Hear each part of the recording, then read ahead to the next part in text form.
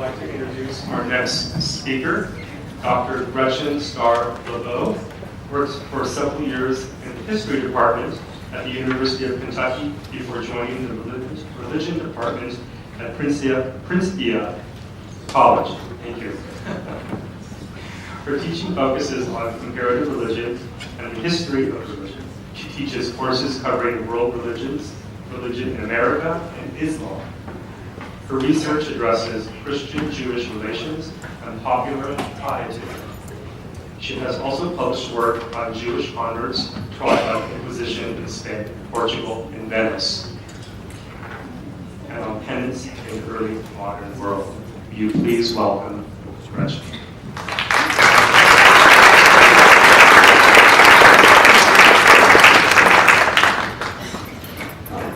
Okay.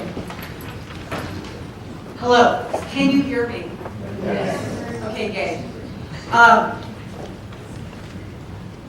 right. And if you get to that point where you can't hear me or I wander from the microphone,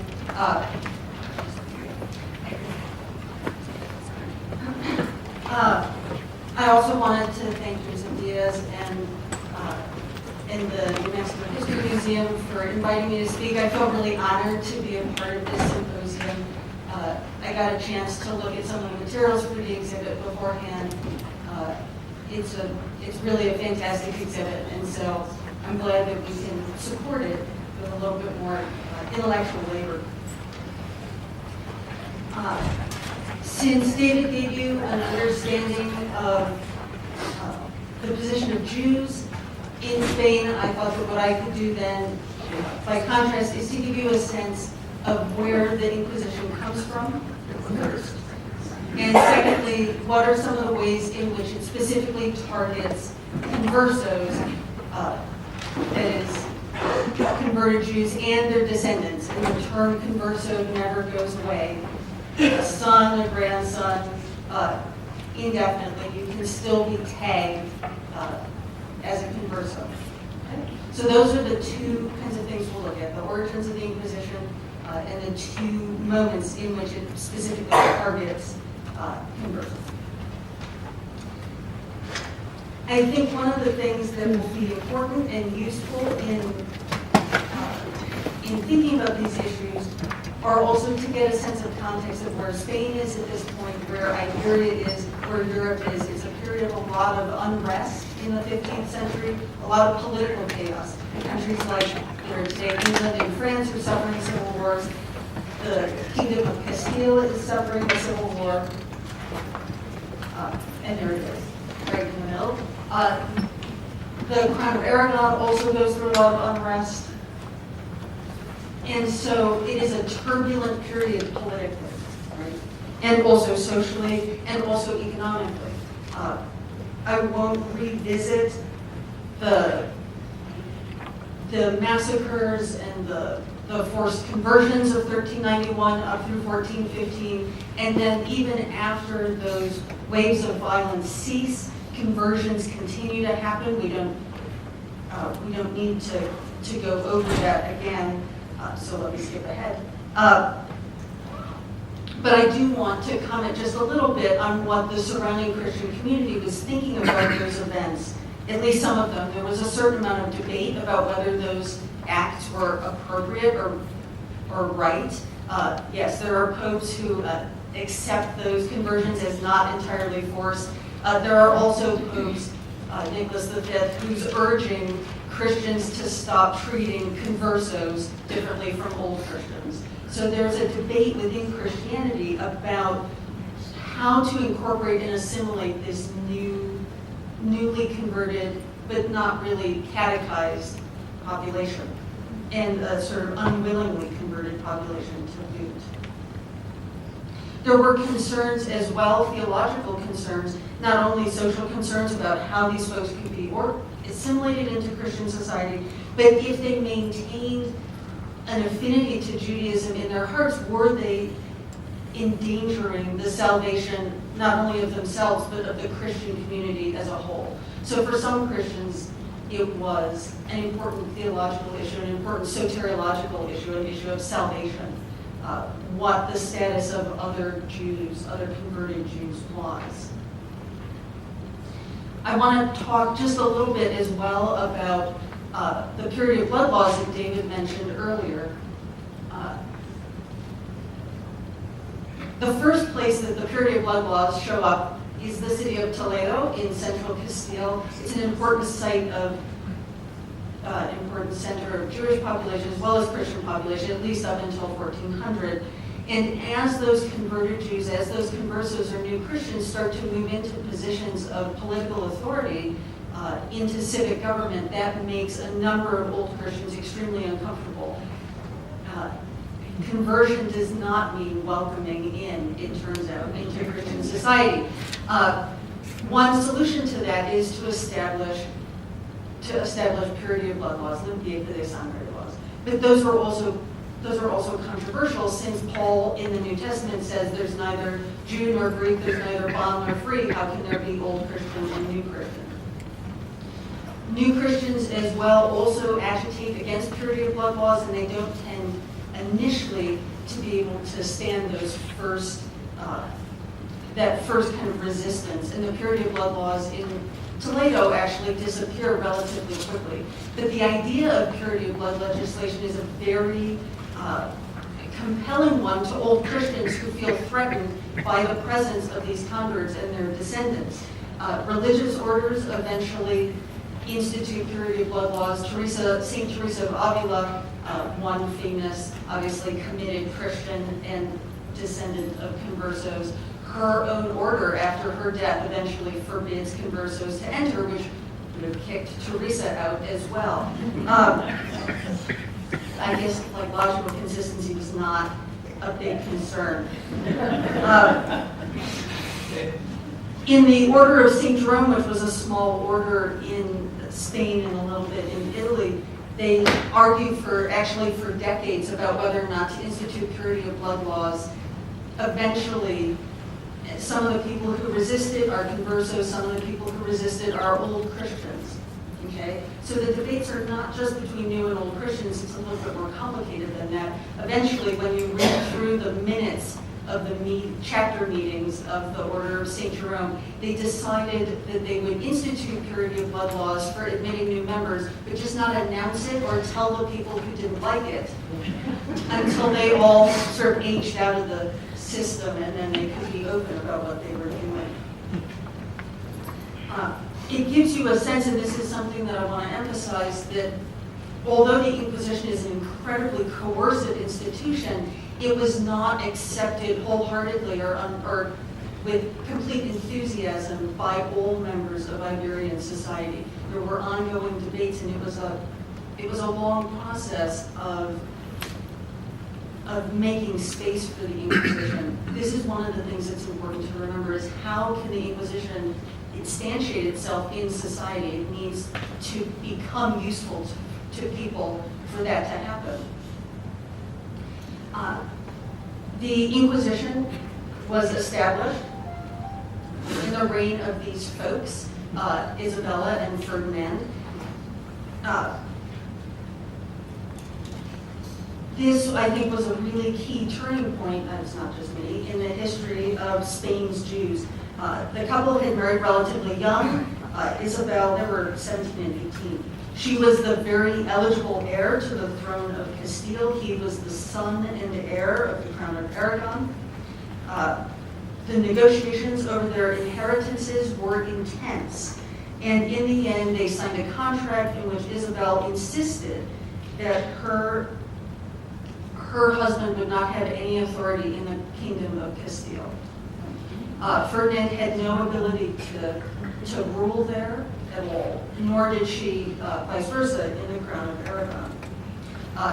He could not act without her approval. And in fact, their realms operated independently through their lifetimes, which is why both of us have been careful not to talk about Spain, because there really wasn't a Spain. They had separate coinages. If you moved from Castile to Aragon, if you moved goods across the border, you had to pay a tariff. It was not really even clear that those two kingdoms would remain united after they died. If Ferdinand remarries after Isabel dies and If his second wife had had a son, those kingdoms would not have stayed united, actually. In fact, the only institution that spans both of those kingdoms is the Inquisition. When Isabel claims the throne of Castile, she is actually fighting another woman for it. And so there's a civil war that goes on for several years. It is difficult for her, and actually for Ferdinand in Aragon as well, to be able to establish and maintain their authority. The nobility have had, over the course of the 15th century, quite a lot of power and independence to operate. They're not really interested in handing that over to Ferdinand and Isabella. Once they successfully conclude that civil war and she really maintains control over her own kingdom, then Ferdinand and Isabella begin a program to try and establish their authority. They institute a number of institutions, which we don't have to spend a lot of time thinking about, but there are a couple of them that are important or worth considering. One is they establish an institution called the Santa Hermandad, technically the Holy Brotherhood. This was almost like a vigilante force, an enforcing group that would enforce their regulations. They placed royal officials in every town of any significant size who would oversee and make sure that their laws were being followed through in local communities. They also took what were at this point religious orders, military orders that in the Middle Ages had fought Muslims, claimed authority over them, and turned them into highly sought after ceremonial orders. If you have a chance or have already seen the exhibit, there's one piece on El Tizón de la Nobleza, the stain on the nobility. That whole piece about the stain on the nobility, which argues that all the nobles have converso blood and so they all should be kicked out of everything, was written by a man whose nephew was not admitted into one of those ceremonial military orders because the family had links to conversos, right? Of course, another institution that they established which helps them manage to control their community is the Inquisition. Let's see. Now, I want to show you some images from inside a church in Toledo called San Juan de los Reyes, St. John of the Kings. Why is it that rooting out heresy helps the monarchs establish their authority? In part, it's because they actually saw their role in religious terms, even apocalyptic terms. This church was built during their reign and it evoked a number of those themes. It's dedicated to John the Evangelist, the ascribed author of the account of the Apocalypse in the New Testament. The church is decorated with symbols of their joint rule. I don't know if you can see it, but on the left there's the seal for the joint kingdoms, and then to the right are the arrows, and then to the left a yoke, and yokes and arrows were symbols for Ferdinand and Isabella's reign. The two kingdoms were yoked together. They were succeeding militarily, and then it was nice because the word for yoke in Spanish begins with a Y, like Isabel spelled her name. The word for arrows begins with an F, like Ferdinand spelled his name. And then you can also see on the right the F's and the Y's with little crowns over them. That tells you that it's their church and they're very proud of it. On the outside of this church, there were iron chains that prisoners who'd been freed from Muslim prisons in the south of Spain hung on the walls as a sign of gratitude for being released from prison, from being redeemed. And over all of this is the Eagle of St. John. They saw themselves, particularly Isabel, as living in the end times. She thought the apocalypse could come any minute, maybe in 1500. And having a kind of a fifth column of insufficiently devout or even skeptical false converts could jeopardize the salvation of everyone. So I think it is plausible to argue that there were religious motivations in their decision to found an Inquisition. But of course, the Inquisition serves multiple purposes, and this is the big takeaway I want you to have. It is also more than correct to point out that there were a number of non-religious motivations for starting the Inquisition. Obviously, this is a point in which they're trying to establish their authority. Those first tribunals, Inquisition tribunals, were not in settled locations. They were ad hoc, and they were itinerant, so they would move from place to place. They did not travel to all locations randomly or indiscriminately, and they did not necessarily go to the communities that had the largest converso presence. Rather, the inquisitors worked particularly in locations where the nobility had caused the most difficulty for Ferdinand and Isabella. Because, as the exhibit describes, so many nobles had Jewish ancestry, the Inquisition could serve as a deterrent to noble unrest. And in fact, in Barcelona, when the nobility complained about the introduction of the Inquisitor, Ferdinand ousts all the local leaders of the city of Barcelona and sets up his own military captain in his place, who then welcomes the Inquisition with open arms. There is, in fact, a discontent, an undercurrent of discontent with the establishment of the Inquisition among the nobility, and like we see in Barcelona and elsewhere, there are a variety, not only of nobles, but theologians, reformers, visionaries, dissidents, even archbishops, not many, but some who are arguing against the establishment of the Inquisition, and some of those people who resist the Inquisition are conversos, but not all of them. Now, so we can see a utility to it religiously, we can see a utility to it politically, but there are other people who also find uses for the holy office of the Inquisition, which is a state arm, okay? It's like a cabinet position. And it is self-funded in the way that, like, the post office is, right? So they earn all of their revenue by taking the goods of people that they find partially or completely guilty. Which obviously is a big incentive to find people guilty. The Inquisition is a coercive and it's a dangerous institution, but it survives in part because people, at least some lay people, actively participate in it. People who see in the Inquisition a means of exacting revenge on business rivals, on neighbors, even on family members. In one famous set of cases, two rival noble families in the southern city of Murcia in Spain carried their dispute over the governance of that city into the Inquisition court when one noble family accuses all the other members of the other noble family of being conversos. Those disputes continue until actually both noble families decide collectively to gang up on the converted Muslims in town and try them down. In another case, in 1485, one woman named Inés González testifies at length against her mother and her mother's friends, and she provides very specific, detailed information about lighting candles for Shabbat, cleaning the house on Friday afternoon, abstaining from pork, even mikveh baths. It's unclear why she testified against her mother, and her mother was given a death sentence. It's possible that she felt compelled to testify to avoid suspicion herself.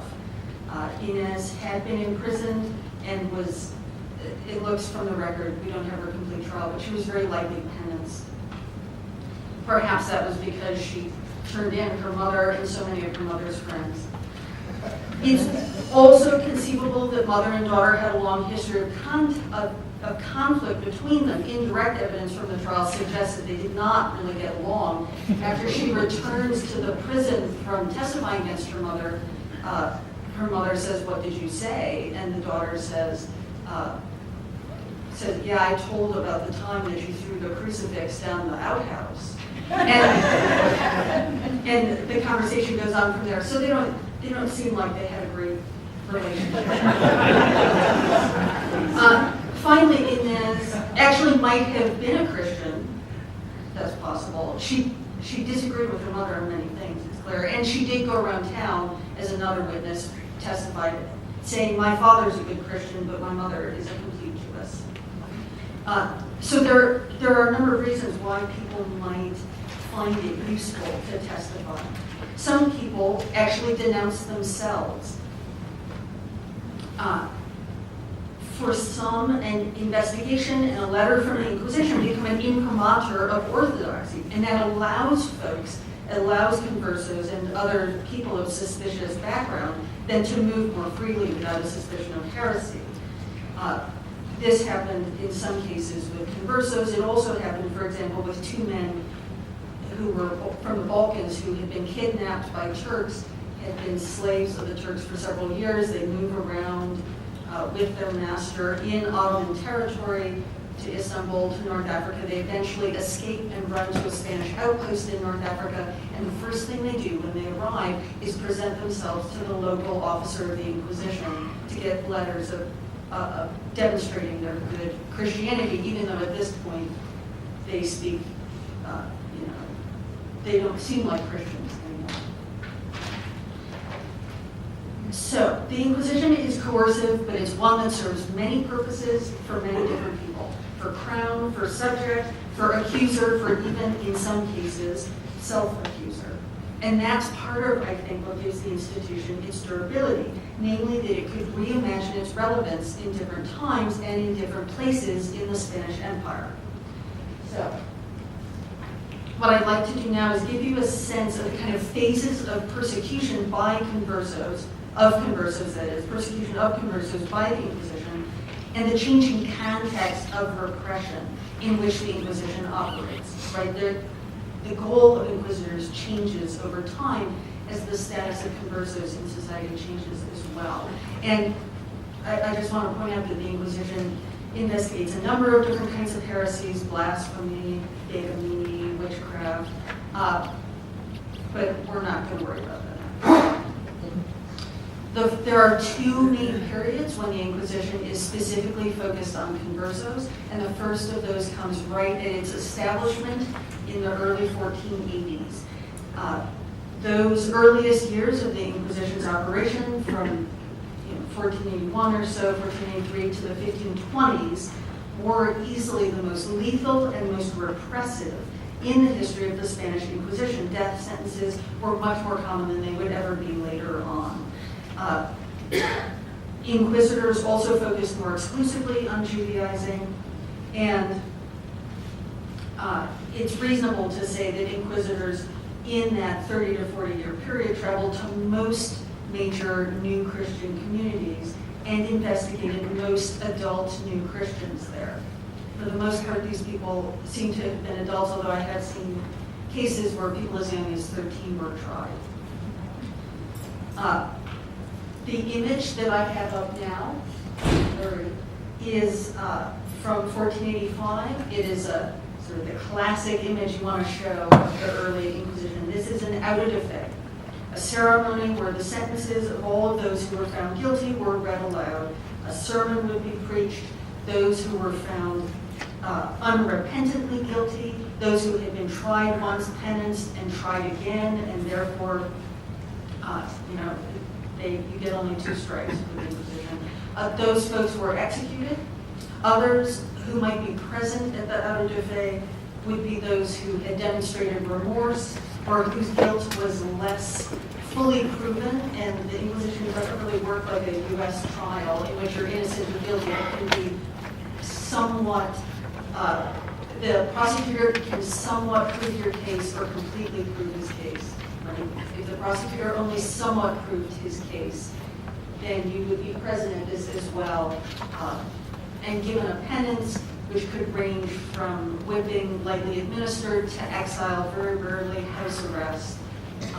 Always your goods were seized, everything you owned, and you would be required to wear penitential garments, which you can see on the left.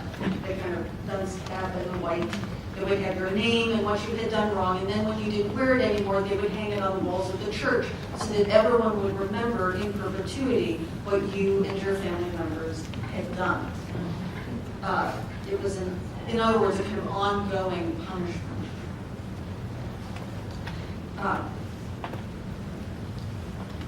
So that's the first phase, and it's the kind of things that we've talked about until now. The second phase of inquisitorial interest in Judaizers comes in the mid-17th century, so the 1620s, 30s, 40s, 50s. And this was due, at least in part, to anxieties about Portuguese conversos in particular. Whereas, as we heard in the first hour, Spain, that is to say, Castile and Aragon, expelled the Jewish population in 1492. They were given the option of converting or leaving. In Portugal, it worked somewhat differently. Portugal had close connections. The King of Portugal had close connections to Ferdinand and Isabella. They were pressuring him also to expel the Jews of Portugal. He forced everyone to the ports, the port of Lisbon, in preparation for sending those people out. Many of those families had their children taken from them and sent to an island where they would be raised as good Christians, but they didn't actually manage to do that, and those children all perished on that island. After spending several months at the port, the King of Portugal decided eventually to forcibly baptize everyone and not let anyone leave. That was then followed by the, again, as seems common, the absolute failure to try and incorporate that community into the broader Christian community, and also an acknowledgement that they would not try anyone for Judaizing, that is, they would not establish an Inquisition or try anyone for maintaining Jewish practices for at least a generation. So that community, that Jewish community in Portugal, was forcibly converted and then left alone. You can imagine that many of those new Christians did not assimilate into Christian society. Even in Spain, over the period of a few generations and the coercive power of the Inquisition, eventually those links between Jewish and Christian branches of a family would be erased. Here, those communities were preserved intact. There was a greater ability for Jewish converted families, new Christian families, to maintain Jewish practices.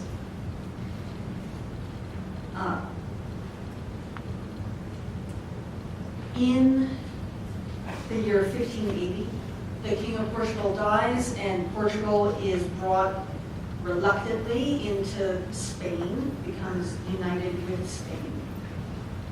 This opens up trade and other contacts between Portuguese and Spanish new Christians, especially after a law is passed in 1629 permitting emigration back and forth from Portugal to Spain, and also allowing Portuguese merchants to sell goods in Spain as well. Portuguese new Christians emigrated, as we were just saying, to Spain, to Italy, to the Netherlands, to Hamburg, Germany, and even into the Ottoman Empire, North Africa, and especially into Istanbul. Portuguese merchants operated around the world and were frequently identified by others as secretly practicing Jews, crypto-Jews, or Judaizers.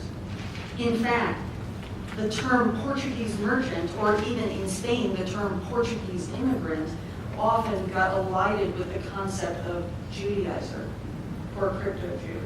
The terms sometimes get used interchangeably. One young woman was accused of Judaizing in Madrid in the 1630s.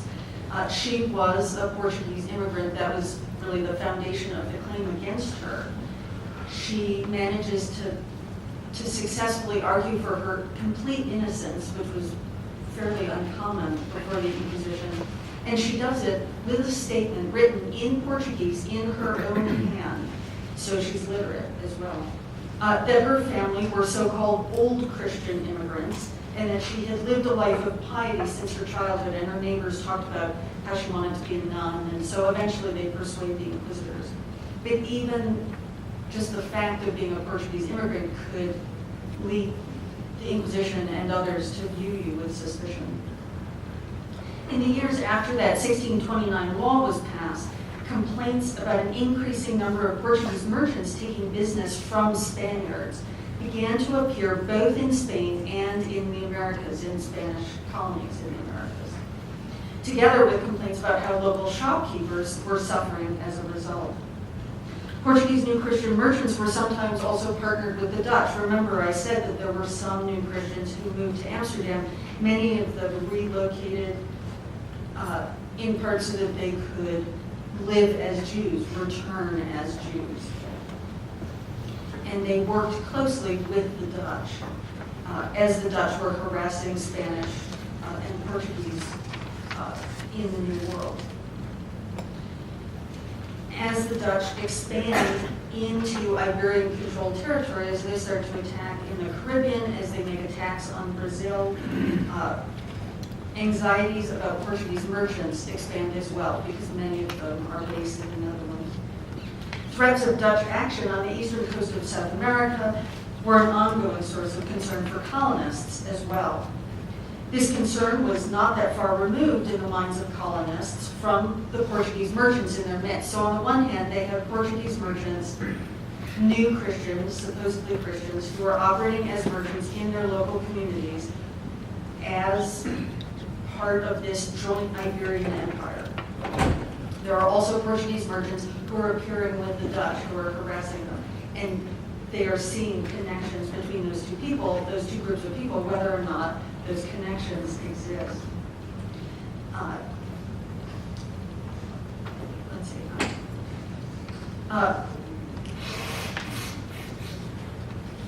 While the Dutch actually managed to hold part of Brazil, attack and claim and hold part of the coast of Brazil for a small period of time, they are accompanied by now Dutch New Christians of Portuguese descent who establish synagogues and then go around the community looking for Portuguese New Christians, largely assimilated New Christians, and then haranguing them, these Portuguese Brazilians, to return to the Jewish faith of their ancestors. So that conversos in Brazil are being harassed both by Christians to behave as Orthodox Christians and by Jewish Portuguese parts of the Dutch fleet to behave as Jews. Those synagogues then become, when Brazil and Spain retake that territory, become a great opportunity to bring the Inquisition in and clean everything up. In addition, Jews were linked in popular imagination in Spain as betrayers who helped to facilitate the loss of Brazil in the first place. In other words, New Christians were also identified as a political threat in this case. This was an idea enshrined in a play that Lope de Vega wrote called El Brasil Restituido, and we can see this painting is evoking events in that play. Right? So the painting was inspired by Lope de Vega's play about the dangerous Jewish conspiracy to give Brazil to the Dutch.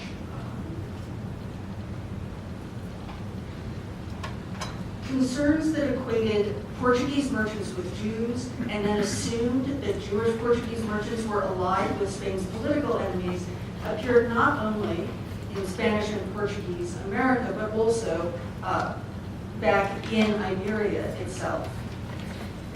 The union between Portugal and Spain was not a comfortable one, and that also added to a lot of unrest. Certainly political considerations and economic concerns played a role in the timing of these accusations, which are coming in this moment of Dutch activity, merchant activity. But it's also important not to underestimate the importance of religious concerns again. Both Lisbon and Madrid witnessed highly publicized sacrilegious acts in the year 1632 that were linked by the community, assumed by the community, through the logic of anti-Semitism to have been caused by New Christians. In January, the Eucharistic host was stolen from a church in Lisbon, and suspicion immediately fell upon the New Christian community there. When a witness reported seeing a young New Christian man pass by the church on the night in question, they assumed that he was guilty. He was tortured and executed. And in fact, sentiment was running high to punish the entire New Christian community of the city of Lisbon when At that point, an old Christian thief admitted his guilt. And he was holding on to the Eucharistic wafer, and he returned it. A few months later, in Madrid, testimony during the Inquisition trial uncovered the supposed desecration of a crucifix. This too generated virulent anti-Jewish demonstrations in the city and led to a particularly large auto de fe in Madrid that was celebrated later on in 1632. So there's a kind of interweaving of economic anxiety, political anxiety, and religious anxiety that all mutually reinforce each other. Not surprisingly, there are accusations against New Christians in Lima, Peru as well. Those also include charges of sacrilege, such as host desecration, which is a persistent trope of anti-Semitic rhetoric. The linkage of Portuguese merchants, of Judaizing, and religious anxiety only increase as the 1630s go on. During this decade, we see a global prosecution of new Christians across the length and breadth of the Iberian world, with a momentum that would continue into the following decades. Prosecution of Judaizers before the Inquisition in Portugal continued to grow in the 30s and 40s, for example. In fact, one scholar, Juan Ignacio Julio Serrano, connects to a negative Portuguese reaction to the Spanish immigration legislation that I mentioned earlier. The increased work of the Portuguese Inquisition was facilitated also by extradition treaties signed between the Portuguese Inquisition and the Spanish Inquisition in 1624 and 1633. From even the early 1600s, the Portuguese inquisitors would write up reports about anyone who was testified against. And if they lived in Spain, they would keep a record. And if they got enough material, they would then send all that on to the relevant inquisitor, the relevant tribunal in Spain, for them to prosecute as they saw fit. And when I find these documents in the archives, it's startling because it's clear that the Portuguese Inquisition is keeping track of these records over years and even decades. And it's very organized. Usually the Spanish inquisitors aren't interested in pursuing the leads that the Portuguese inquisitors give them, only if they meet the Spanish standards of evidence, which are no hearsay of at least 2 corroborating witnesses. James Boyajian notes that the persecution of Portuguese merchants for Judaizing also is increasing in the Portuguese territory of Goa, off the coast of India, in the same decade. The Peruvian inquisitor, Juan de Manioca, organized a series of trials of Judaizers, culminating in a massive series of autos de fe between 1635 and 1639 in Lima, Peru, some of the most notorious work of that tribunal. And not far away in Brazil, similar things were happening there. And you will be hearing a little, in probably scant moments, about similar kinds of accusations that were happening in Mexico. All of this prosecution could sound daunting, and it is, but it did not match the ferocity of the first wave of prosecution in the late 15th and early 16th centuries, when it would have been difficult to defend oneself. By the 17th century, it was somewhat easier to avoid a death sentence. In a few cases, money and education could pave the way to success. And I wanted to kind of finish us up here by giving you one example of that, because it's very similar to the case of Doña Teresa, who was tried here in New Mexico just a few years later in 1664. This woman was named Mencia de Almeida. She was also an educated, politically connected woman, also literate. She was suspiciously well prepared when a familiar of the Holy Office went to arrest her in 1654. She immediately presented papers, which she apparently carried with her, attesting to her son's role as a key financer for King Philip IV of Spain. And her family followed that up with letters demanding the best defense attorney available at the Inquisition's tribunal. Menthea and her family systematically challenged the testimony of every prosecution witness, which then required all these sort of sub-trials to see whether those witnesses bore a grudge against the defendant. They lined up a impressive number of character witnesses to testify for the defense, and they even appealed the Inquisition's decision to torture Menthea on the grounds of her age and ill health. Although, and what's fascinating about this is she, inside the prison without contact from her family on the outside, they both worked together to defend her. Very impressive. Although the prosecution had quite a large number of prosecution witnesses, many of whom they called from the Inquisition's prisons and compelled to testify, Menthea managed to discredit all of them, successfully evaded torture and a guilty sentence. Political connections wouldn't always do that for you, but in this case they did, and I think interesting to compare to the local case here. Now, by the late 17th century, circumstances had begun to change. Portugal gained its independence from Spain in 1640.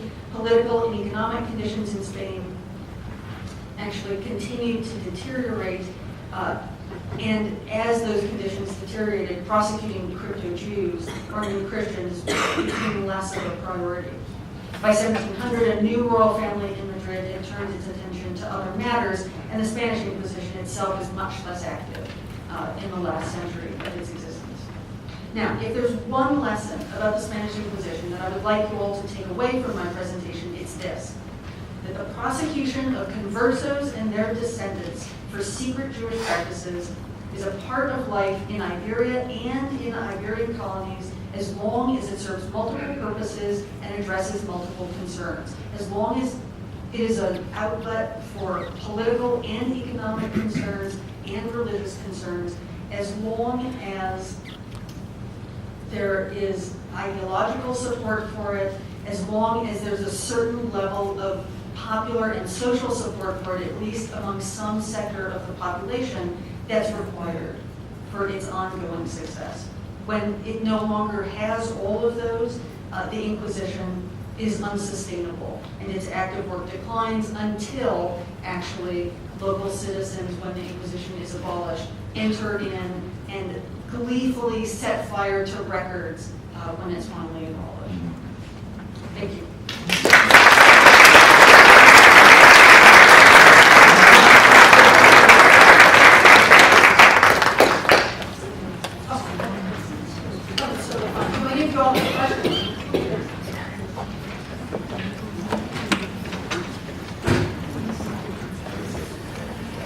The attitude of the Pope.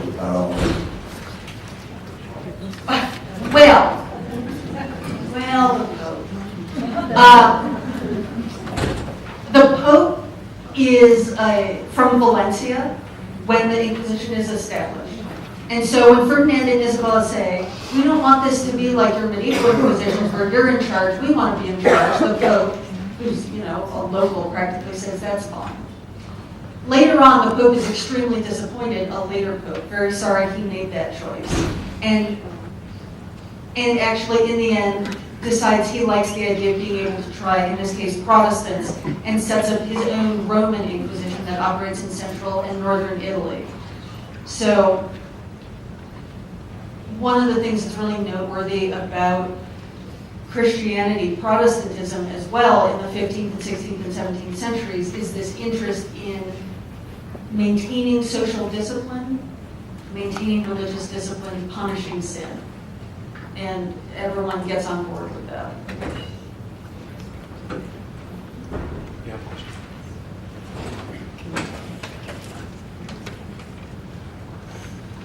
As my family is from northern New Mexico, we have a great deal of documentation related to these crypto Jews. My ancestors were crypto Jews.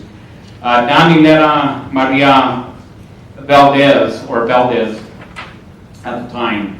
Some of the last names have been changed from these to these and so on. We received somewhat of a subpoena. I call it a subpoena now. Some papers from Mexico City from the Inquisitors, where she had to go down and prove she was a good Christian standing because of her crypto Jew ancestry. It turns out one of her sons, Juan Bautista Valdez, was a great nephew of Punta de Leon. So, in order for her to, somehow she did get out of it, it doesn't, according to our documentation, our records, it doesn't state how she got out of it, but was it money related? I mean, bribery, something like this, where they accused you of being a Jew or a non-Christian, and how would they succumb to become now in her favor, not come in her favor to get away from that? Was it bribery? Did they pay somebody off? What were the guidelines for that? It depends. In Spain, you can also get papers forged. There's a huge business in forging paperwork. I don't know how you can say more whether that's true in the New World. I think it's happening here as well. I suppose there is, Solon-Rivero says there's all kinds of bribery, and by the time we get to the 17th century, a lot of the identifying markers that inquisitors are looking for are not so publicly apparent, right? So the inquisitors have a vision of what Judaism is that's based on their own sermons that they make when they start a series of Inquisition trials. Here are the things we want you to report if you saw anyone doing this, this, and this. And that becomes this imagined Judaism or this imagined crypto-Judaism. And in some cases, then, crypto-Jews avoid those behaviors or avoid participating in those behaviors in public precisely to avoid attention, so that you can have witnesses, neighbors who can attest to your Christianity. Do you see what I'm saying?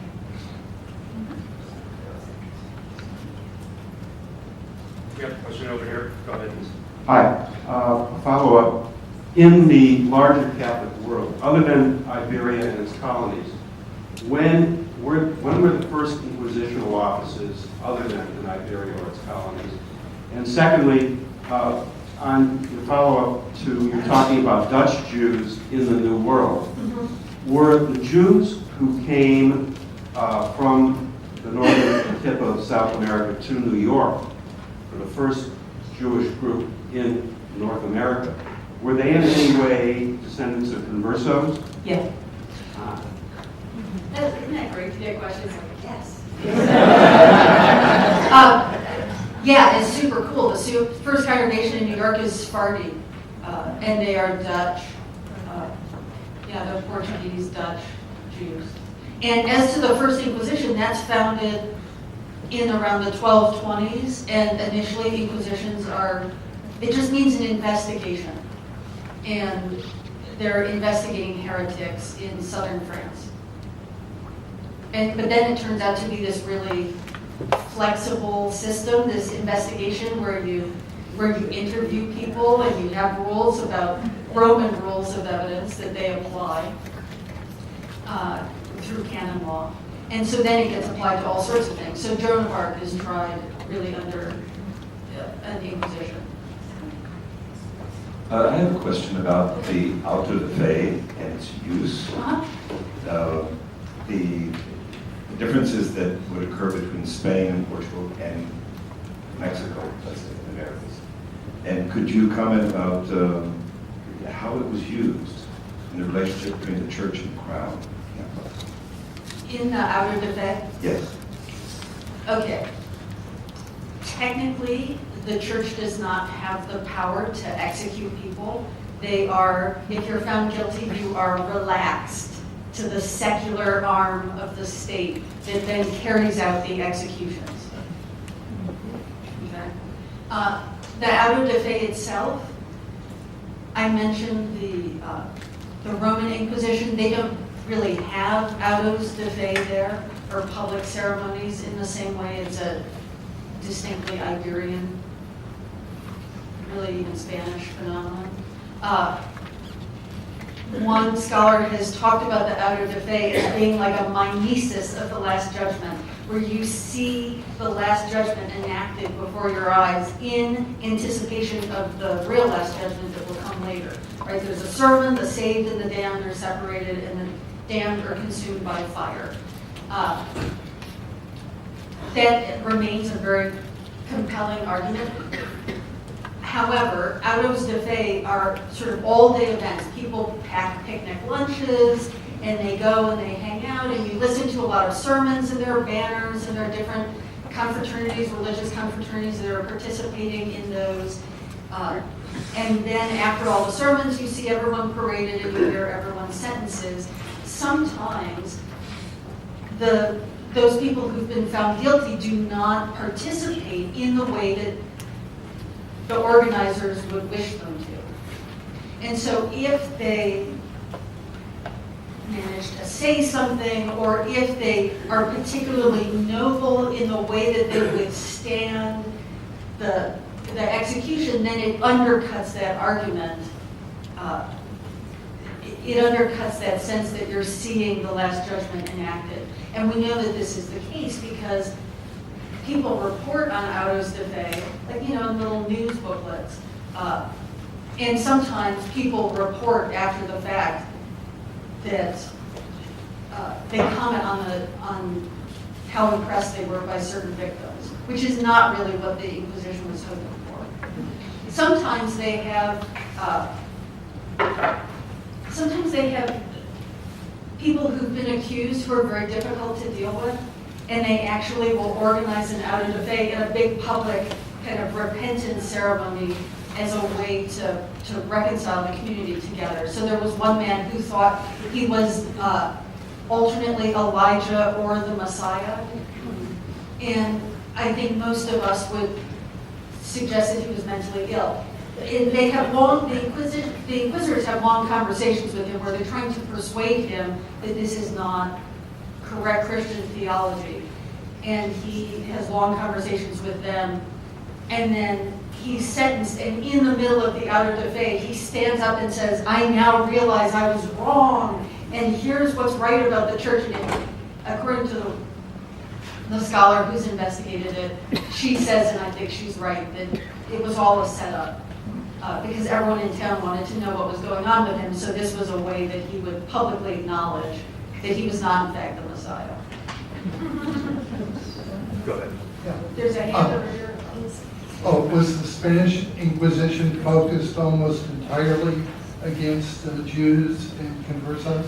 No. Early on it is, in those 2 periods of time that I talked about, it sort of languishes for a while at different periods. After, in a point of Catholic renewal and reform, organized around the Council of Trent, or in the aftermath of the Council of Trent, the Inquisition then becomes the enforcer for new Tridentine practices.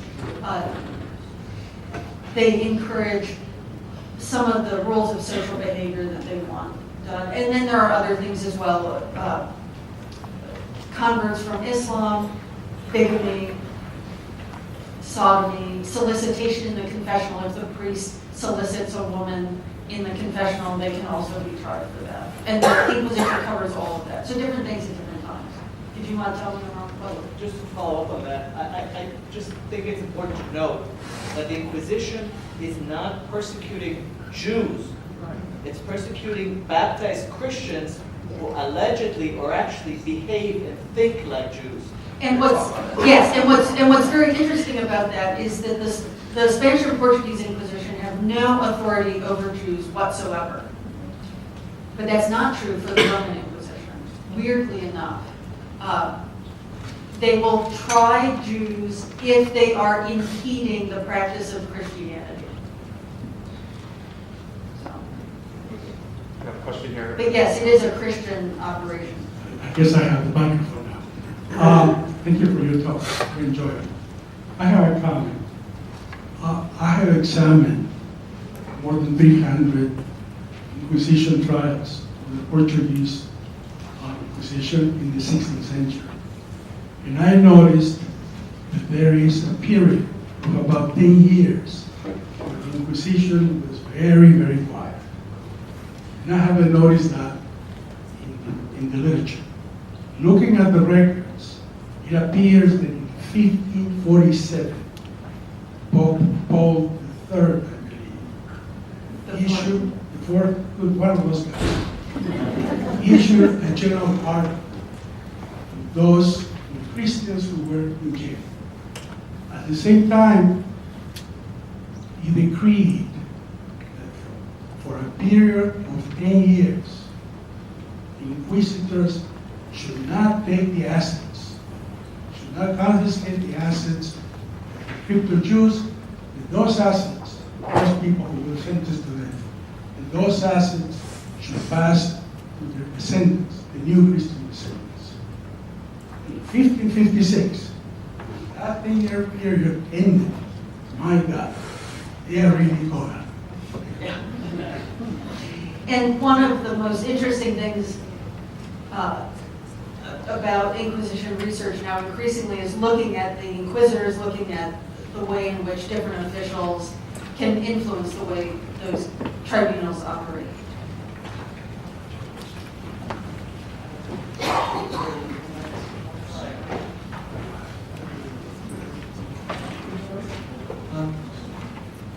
It sounds like the conversation between the Inquisition and the crypto Jews is based on belief. And the previous speaker was mentioning that Judaism is more about community and belonging. And so it almost seems as if the crypto Jew Inquisition dialectic has assumed, say, a Greek paradigm and conversation, and I'm curious what those who remained within the community of Jews, obviously most in Spain had been expelled, and maybe there were other Jewish groups in the New World or that were accepted and tolerated and not attacked by the Inquisition.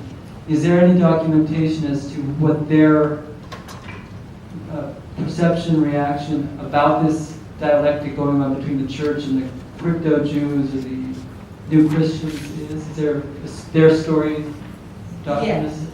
Yes, and so, of course, there are no Jews in Iberia from 1500 until, the 1920s.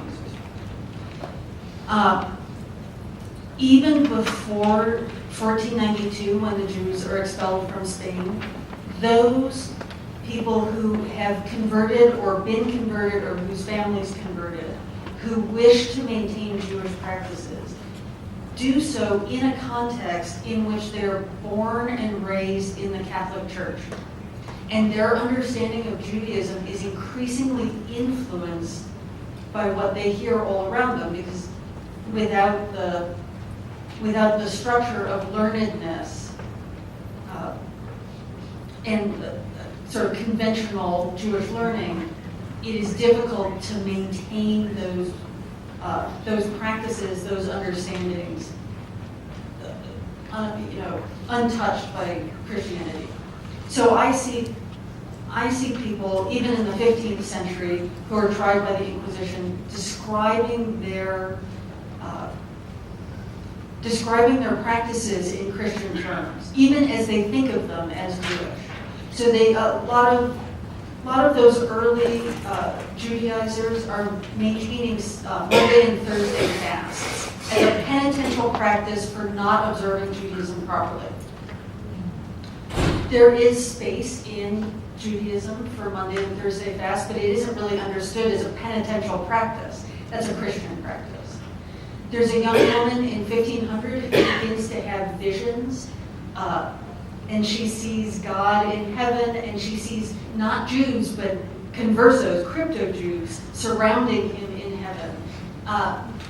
Her visions do not have much precedent in Judaism, but they have a lot of precedent among holy women, Christian holy women in Spain. So not all converts wish to practice Judaism.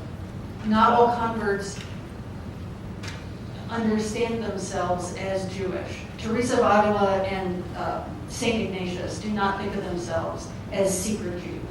I feel pretty comfortable saying that. Even those conversos who identify as Jewish or feel a connection to Judaism are not practicing Judaism in a normative way, and it's very influenced by Catholicism. We have a question right here. Was there an Inquisition in England as well? No. What England has is ecclesiastical courts, a whole kind of variety of ecclesiastical courts with very complicated. But they have those. The Calvinists have something called consistories, which are in some ways similar. And there are episcopal courts as well, which also do some of this work. And those are operating in Catholic countries that do have inquisitions, and episcopal courts are operating in Catholic countries that don't have inquisitions. Who are they looking for? Who are they going after? They are often dealing with issues relating to marriage and the legitimacy of a marriage, bigamy. Witchcraft is an accusation that no one can quite figure out who should try it, whether it should be tried in a secular court or an episcopal court or an inquisition court, and they sort of fight for authority over that. So, and that's right, indigenous people in the Americas are under episcopal courts. Although is that what they're doing on?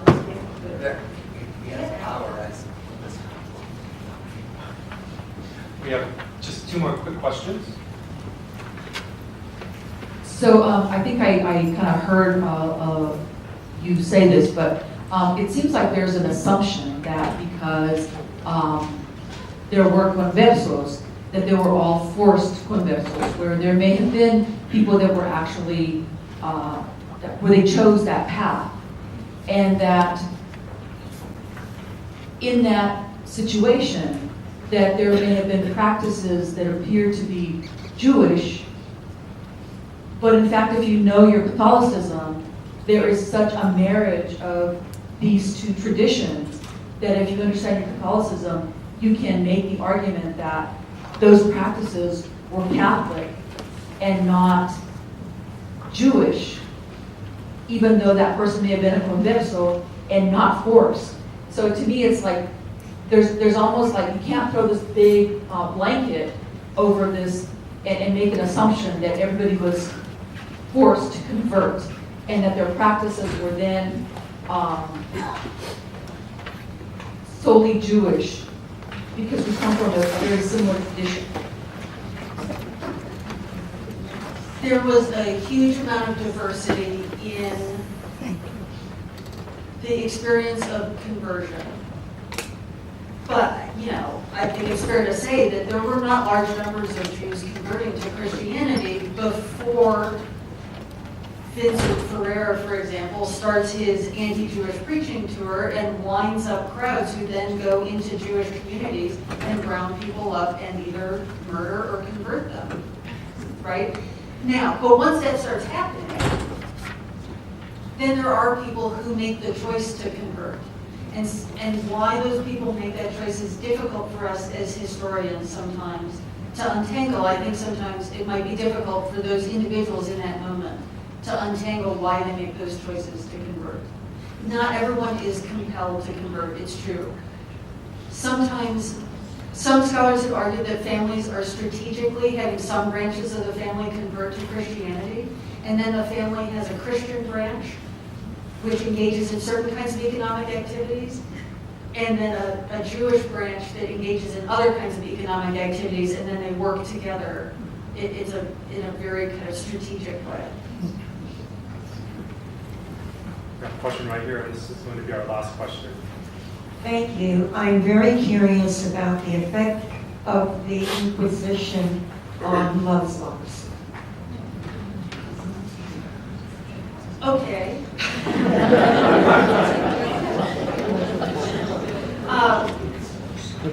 That's like its own whole symposium. But